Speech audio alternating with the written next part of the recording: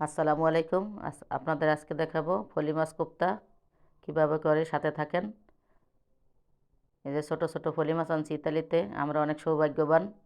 দেখেন ইতালিতে বসে বসে আমরা কত ছোট ছোট ফলি মাছ খাই। দেশে আমরা টাকা পাঠাই আর আমরা এই দেশে থাকি আর ছোট ছোট ফলি মাছ খাই। যারা ফলি মাছ কোপ্তা করতে ভয় পান তাদের জন্য আজকে আমার রেসিপি। মাছটা মাঝখান দিয়ে চাকু ঢুকাইয়া তারপর ফেলে নেবেন।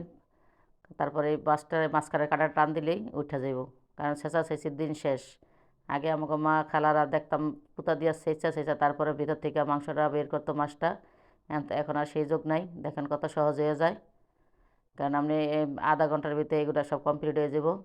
তারপরে এই যে পাতলা চামচ দিয়া কোরান দিলেই সবগুলো মাছগুলো আইসা পড়বো। আর কাঁটাটাও আস্তে আস্তে এইভাবেই বের করে নিলে হয়ে যাব। দেখছেন আমি কতগুলো ছোট ছোট মাছ নিচ্ছি, এগুলো ভয়ও কেউ করতে চাইবো না, মনে হয় যেন অনেক অনেক ঝামেলা, কিন্তু অনেক কিছু ঝামেলা না।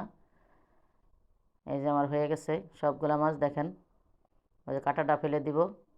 এই যে আমি একটু পাটাটা বেটে নিছি, ব্লেন্ডার দিয়ে আপনি ব্লেন্ডার দিয়েও করতে পারবেন, পাটা দিয়েও বাটতে পারবেন। এটা ভিতরে আমার মশলা লাগবো, পেঁয়াজটা আমি একটু ভেজে নিচ্ছি, সাথে একটু হলুদ গুঁড়া মরিচ গুঁড়া, এটা একটু হালকা একটু ভেজে দিব। এটা আপনি কাঁচাও দিতে পারেন এই যে এটার সাথে, কারণ আমি আজকে একটু ভেজে দিছি। একটু জিরা দিছি, ধনিয়া দিছি, ধনিয়া পাতা দিছি, লবণ, এগুলো একসাথে মিক্স করব। একটা আদা রসুন দিয়ে দিছি, সব একসাথে মিক্স করিয়া। সরষের তেল থাকলে আমি সরষের তেল দিতেন, আজকে আমি সরষের তেল দিই নাই, কারণ সরষের তেলটা আমার গন্ধ হয়ে গেছে। আমি আজকে ভিতরে কোনো তেল দিই নাই, সব মশলা দিয়ে মেখে আদা রসুন ধনিয়া জিরা, তারপরে এই যে শেপ দিব। কারণ মাছের ইয়াটা তো দেখছেন, মাছের সাইজ ওটার ইয়াটা ভালো না, কী কয় ওটার উপরের চামড়াটা ভালো না, ছোটো ছোটো। তা যেরকম আছে এরকমই শেপ দিছি, দুই তিনটা মিল করিয়া। এই যে আমার মাছ ভাজা হয়ে গেছে। মাছটা রান্না করতে চলে আসলাম, পেঁয়াজটা লাল করে নিছি, এখানে দিছি 1 চামচ আদা, 1 চামচ রসুন, হলুদ মরিচ